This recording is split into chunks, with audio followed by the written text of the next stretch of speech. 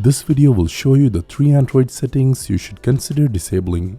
These simple tweaks might seem minor, but they can significantly improve your device's privacy, security, and battery life.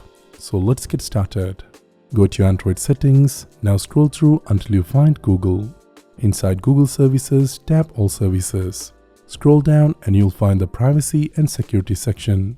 Now touch on Usage and Diagnostics.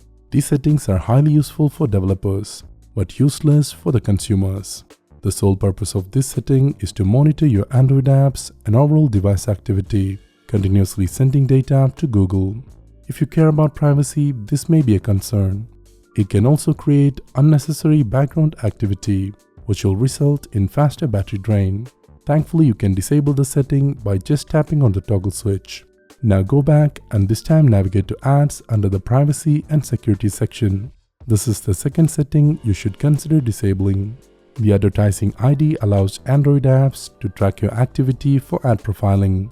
Disabling it won't reduce the number of ads you see, but it will make them less personalized and targeted. More importantly, it prevents apps from tracking your behavior to serve ads that are designed to influence your impulse purchases. First, you should reset your Advertising ID. Click Confirm, then delete it. Now for the final setting, go back to All Services. And under Privacy and Security, tap on Personalize using shared data. Disable external media and device contacts. This setting is similar to Usage and Diagnostics. It collects and analyzes your app and device data and sends it to Google.